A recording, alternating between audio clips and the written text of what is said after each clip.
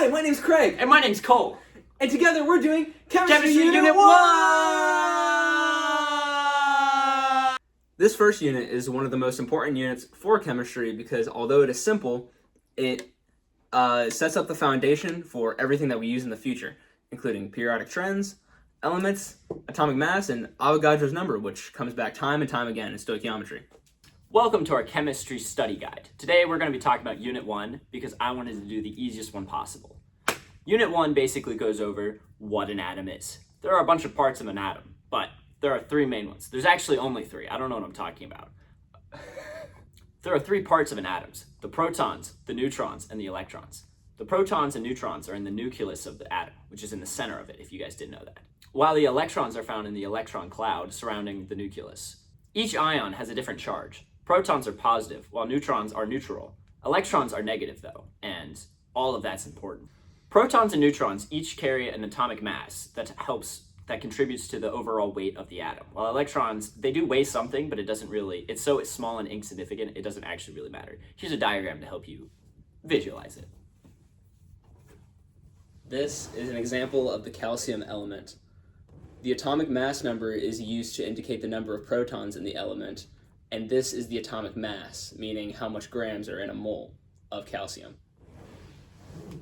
Neutrons are important because the number of them in an atom varies and will change the atomic mass. So calcium, while this is the average atomic mass that it might actually have like 41 or 42. This creates an isotope, which will be important later in the future. As I stated before, this is also considered the molar mass of an atom, which 1 mole can be calculated through Avogadro's number, which is 6.022 times 10 to the power of 23. Avogadro's number is representative of the amount of particles in an atom. Atoms are everywhere. So what determines what an atom is? What makes a helium atom differ from a fluorine atom? I'm going to tell you what does. So we've talked about what makes an atom, but the amount of protons determine what the atom is. So here are a good bit of protons, as you can see. I'm pretty sure there's seven. There's 7 protons here. Is there something funny? Sorry, my atoms are acting up. So there's 7 protons here, and I'm pretty sure that's nitrogen. So we're gonna make this a nitrogen atom. Oh, I'm nitrogen. Okay. And then here's 3. I'm like 60% sure it's lithium. So here's our lithium atom. Do not mess with your protons. Those are very important. Now, I'm gonna get in frame real quick. So to make an atom, you need the 3 things: the protons, the neutrons, and electrons. How to determine electrons is most of the time, if it's a neutral atom, you guys neutral? Yes. Yeah. They'll have the exact amount of electrons for protons. Flip around and show me how many electrons you guys have. 7. He has 7, he has 3. These are neutral atoms, if you couldn't tell. Now, the last thing an atom needs are the protons. Sorry, the neutrons. Here are some neutrons. We got 3 for beryllium. That's not beryllium, this is lithium. 3 for lithium, and 7 for our boy nitrogen. Here you go. These are full atoms. This is basically what determines what an atom is and how we can figure out what it is. It's what makes gold gold, silver silver, and everything else. But one more interesting fact that we've covered before, but I just want to retouch, that atoms can have different isotopes. An isotope is basically the same atom with a different weight, as you guys will probably see either further in the video or earlier. So to show basically, as we've been, give me this boy. Oh, shit, sorry. As you can see, there are 7. But an isotope means we can change it and make it 5. But guess what? Guess what? This is still nitrogen. Nothing has changed but its weight. That's basically what an isotope is. And the same thing with, is there a problem? My atoms are acting up. Same thing with lithium. We can give them 2 protons, neutrons. That's still a lithium atom. Nothing's changed. That's what determines what an atom is. Does this mean I'm a skinny queen now? Mass spectrometry is a lab technique that separates isotopes based on mass and charge. and we'll give you a chart that looks something like this. So as we can see from it, most of the isotopes that we have a atomic mass of 24 and some 25 and 26. So we can assume that the average atomic mass is somewhere between 24 and 25. Because of this, we can also look at the periodic table and find this element and see that is magnesium, because magnesium has an average atomic mass of 24.3. Using the magnesium example, we could say that this fine, attractive young man right here What's your is atomic symbol? Magnesium. My atomic symbol is magnesium. Now, while he is just 12 protons, we can add some neutrons to him, and now he would be, your average 24 atomic mass weighing magnesium. But what's your name? Magnesium. As you can see, nothing has changed. And even if you go past the average and bring him up to a crazy number like 32 atomic mass numbers, you can still see that. What is your name? Magnesium. That's how isotopes work. The chemical itself remains unchanged despite its added weight. Let's talk about electron configurations. The electrons do hover around, but there are certain, I don't even know what they're called. Sigma rage. Are divided in different shells and subshells. Okay. Though electrons do just hover around the neutron, what's it called? Nucleus. Nucleus, thank you, big guy. Though electrons do just hover around the Nucleus. Though electrons do just hover around the nucleus, they are divided into a bunch of different subshells and shells. There are 4 different types of subshells labeled S, P, D, and F, each with different shapes. Here's an image.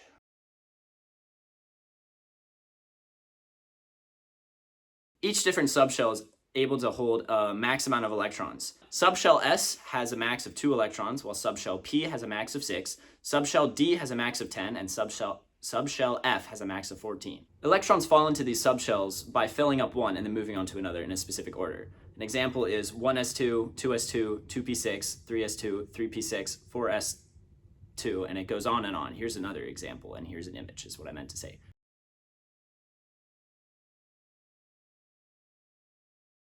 That was one way of writing electron configurations, but here's another way of writing it that they may ask you to write.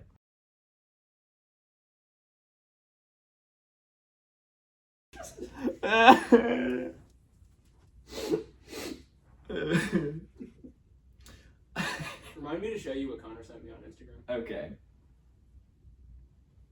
Here's a real life, not a real life example. Here's a demonstration of how electron configuration works.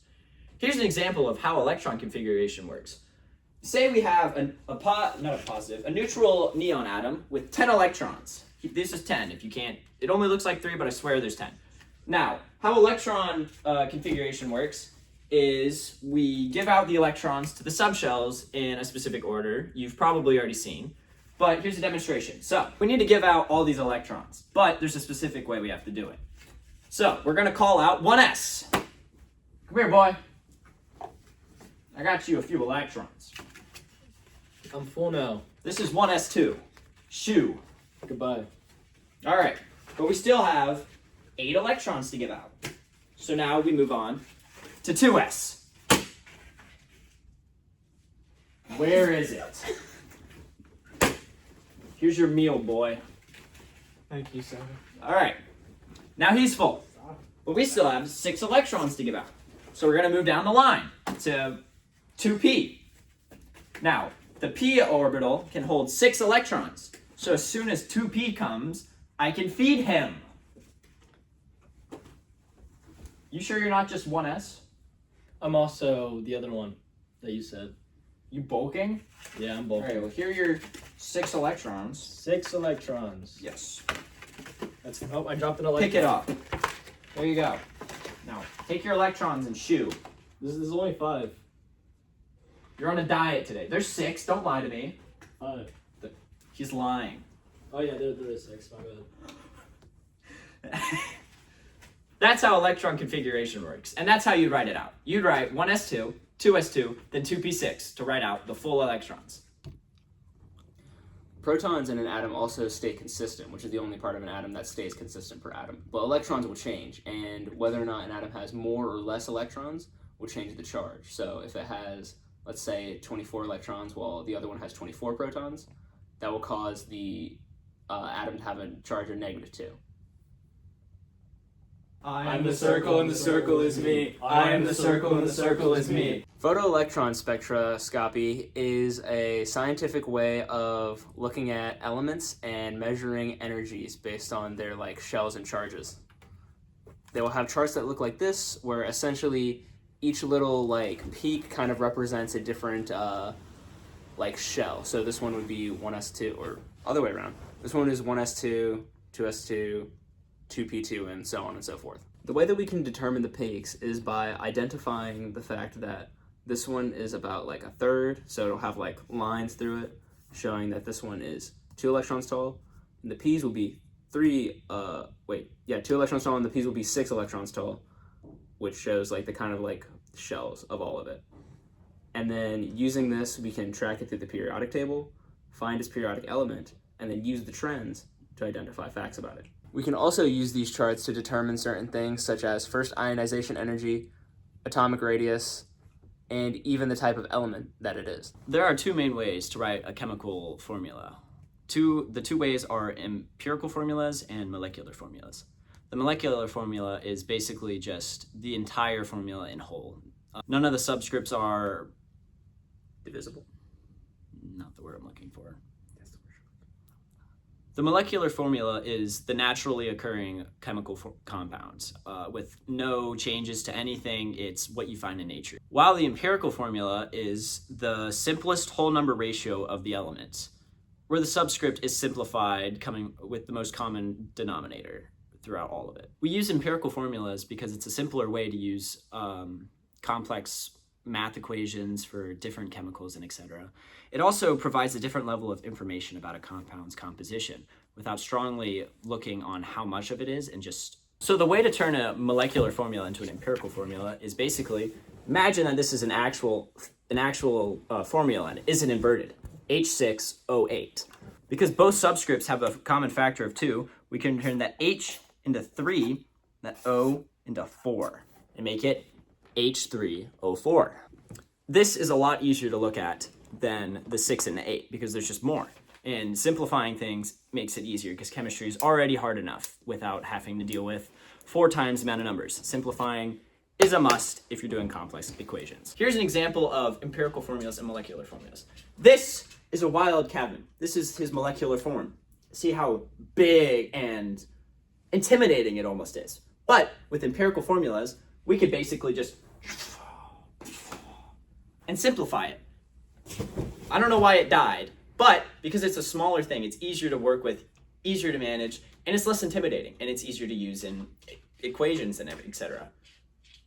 Kevin? The last thing we're going to cover for Unit 1 are periodic trends. There are many different periodic trends that occur across the periodic table. Because of the way the periodic table is organized, elements are in order of increasing atomic mass, electronegativity, and etc., depending on how you look at it. For example, electron affinity, electronegativity, and ionization energy increases from bottom left to top to right, while atomic radius increases in the opposite way, going from the top to the bottom in the opposite direction, whichever way that was. Knowing these periodic trends can be helpful. Just by looking at the periodic table, you can tell if an element has a bigger radius than another one just by looking at the table. Memorizing this can be difficult, but if you look at this picture,